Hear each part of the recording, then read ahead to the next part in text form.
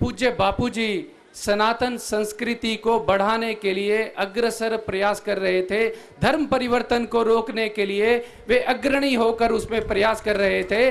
इसलिए इस देश में हिंदू द्वेष जो पल रहा है, उसके रहते हुए उन्हें ही, उनके हमारे आस्था स्थान को ही जेल में डाल दें, ताकि लोगों का विश्वास उनके प्रति डगमगा जाए। तो हिंदू धर्म के प्रति द्वेष निर्माण करने के लिए ही ऐसे राष्ट्र पुरुषों, राष्ट्र संतों का अनादर किया जाता है। रिहा करो, रिहा करो।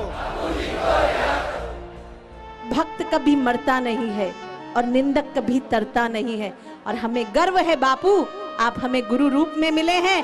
हम पूरे समाज में, पूरी दुनिया में बड़े गर्व के साथ कहते हैं कि हम बापू वाले हैं।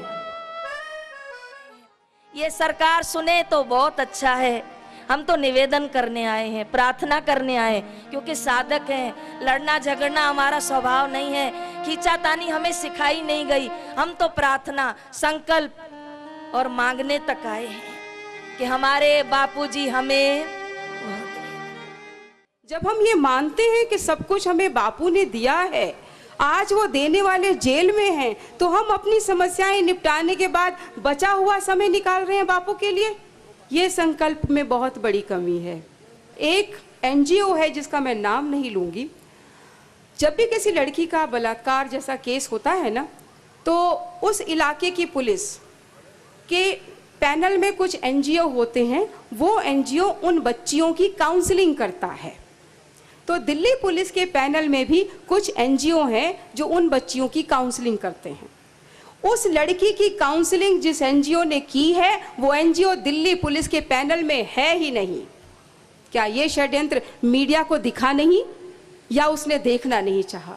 क्योंकि बाहर से करोड़ों रुपया आ रहा है, इसलिए वो देख कर भी अंधे हैं, सुनकर भी बहरे हैं, बोलना चाहते हैं लेकिन गूंगे हैं, नहीं बोल पाएंगे।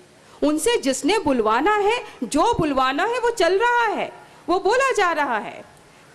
संत के सम्मान के लिए हमने कभी पैसे खर्चे नहीं, लेकिन संत का अपमान करने वालों ने करोड़ों रुपया पानी की तरह बहाया है। और पैसा बोलता है, ये मानना पड़ेगा कि पैसा बोलता है। आप पैसा देके किसी से भी कुछ भी बुलवा सकते हैं।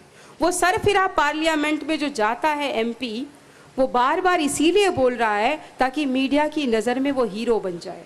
और जो मीडिया की नज़र में हीरो बन जाता है, वो कुर्सी तक पहुंचता है।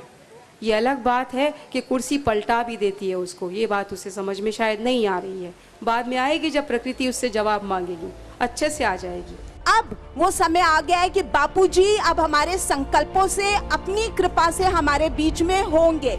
और उसी महासंकल्प को लेकर के हम सब लोग यहाँ जंतर मंतर पर जुटे हुए हैं।